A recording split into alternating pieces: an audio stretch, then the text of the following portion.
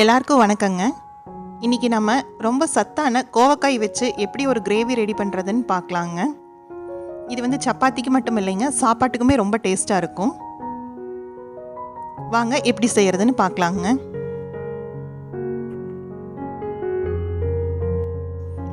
கோவக்காயை நல்லா கழுவி சுத்தம் பண்ணதுக்கப்புறம் 2 பக்கம் எண்ட்லேயும் கட் பண்ணி எடுத்துட்டுங்க. இந்த மாதிரி நடுவில் 4 வந்து நம்ம கட் பண்ணி எடுத்துக்கலாங்க. முழு கோவக்காயத்தை நம்ம எடுத்துருக்குறோம். ஒரு வடக்கல்லிங்க 4 குழிக்கரண்டி எண்ணெயும் சேர்த்திக்கலாங்க.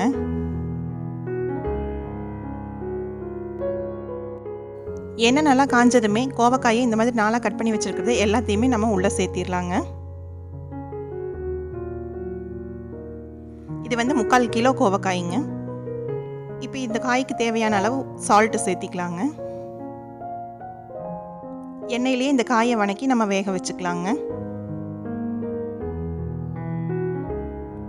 இப்போ காய் வந்து நல்லா வெந்துருச்சுங்க, தோலெல்லாம் நல்லா சுருங்கி வர ஆரம்பிச்சிருச்சு. இது நம்ம எடுத்து தனியாக வச்சிடலாங்க. ஒரு வடக்கல்லிங்க 2 குழிக்கரண்டி எண்ணெய் சேர்த்திட்டு அதில் 1 ஸ்பூன் சோம்பு, 1 ஸ்பூன் சாஜீரா இல்லைன்னா நம்ம வந்து சாதாரணமாக சீரகம் சேர்த்திக்கலாங்க. 2 ஏலக்காய், 3 துண்டு பட்டை, 4-5 கிராம்பு, 1 ஸ்பூன் கல்பாசி சேர்த்து நல்லா பொரிய வச்சுக்கலாங்க. இது நல்லா பொரிஞ்சதுமே 4 பெரிய வெங்காயம் பொடியாக நறுக்குனது உள்ளே சேர்த்திக்கலாங்க.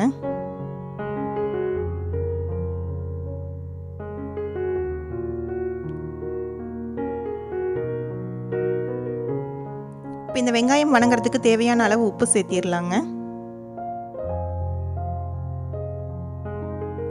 இந்த வெங்காயம் வந்து நல்லா பொன்னிறம் ஆகிற வரைக்கும் நம்ம வணக்கிக்கலாங்க. இந்த வெங்காயம் நல்லா கண்ணாடி பக்குவம் வந்ததுமே நம்ம 1 ஸ்பூன் இஞ்சி பூண்டு பேஸ்ட்டு சேர்த்திக்கலாங்க. இப்போ இதோட பச்சை வாசனை போகிற வரைக்கும் நல்லா வணக்கிக்கலாங்க.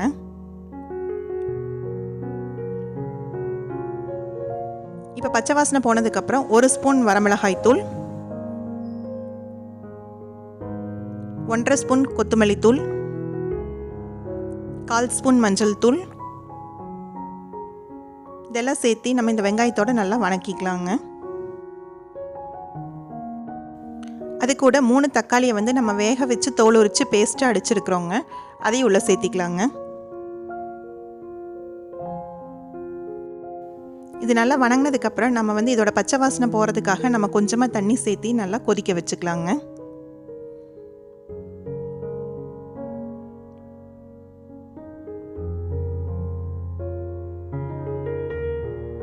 இப்போ இந்த கிரேவிக்கு தேவையான அளவு உப்பை வந்து இந்த ஸ்டேஜில் சேர்த்திடலாங்க.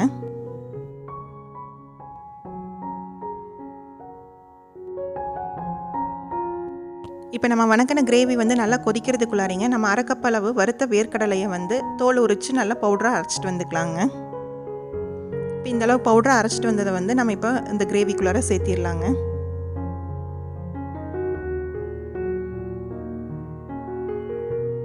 இதெல்லாம் சேர்த்து நல்லா கலந்து விட்டுக்கலாங்க. இப்போ இந்த கிரேவி நல்லா கொதிக்க ஆரம்பித்ததுமே நம்ம வணக்கி வச்சுருக்கிற கோவக்காயை இதில் சேர்த்திடலாங்க. நம்ம வேர்க்கடலை அரைச்சி போட்டிருக்கிறதுனால சீக்கிரம் அடி பிடிக்கும், அதனால் நம்ம வந்து சிம்மில் வச்சு இதை நம்ம கொஞ்சம் நேரம் வேக விட்டுறலாங்க. இடையில எடுத்து நம்ம கிளறி விட்டுக்கலாங்க. கரம் மசாலா தூள் வந்து இந்த ஸ்டேஜில் 1 ஸ்பூன் சேர்த்திக்கலாங்க. அது கூட 1 ஸ்பூன் கசூரி மேத்தியும் சேர்த்திடலாங்க. இதை வந்து அப்படியே மூடி போட்டு ஒரு 10 நிமிஷம் சிம்மில் வச்சிடலாங்க. இப்போ அது கூட 2 பச்சை மிளகாயும் சேர்த்திருக்கிறோங்க. கூட ஒரு கைப்பிடி அளவு கொத்தமல்லி தழை,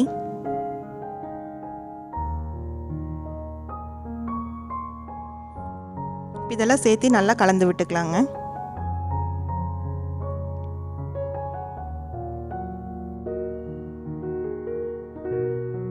திருப்பி மூடி போட்டு ஒரு 5 நிமிஷம் விட்டுறலாங்க. இப்போ எண்ணெயெல்லாம் நல்லா பிரிஞ்சு வந்துருச்சுங்க. அவ்வளோதாங்க, நம்மளோட கோவக்காய் கிரேவி சூப்பராக ரெடி ஆயிடுச்சுங்க. இது வந்து ரொம்ப சீக்கிரமாகவே செஞ்சிடலாம். இது வந்து சப்பாத்திக்கு மட்டும் இல்லைங்க, சாப்பாட்டுக்கும் ரொம்ப டேஸ்ட்டாக இருக்கும். இந்த கோவக்காய் கிரேவி வந்து பன்னீர் பட்டர் மசாலாவோட ரொம்ப சூப்பராக இருக்குங்க. நீங்கள் ஒரு தடவை வீட்டில் செஞ்சு கொடுத்து பாருங்கள், எல்லாருமே இது ரொம்ப டேஸ்ட்டாக இருக்குன்னு விரும்புவாங்க.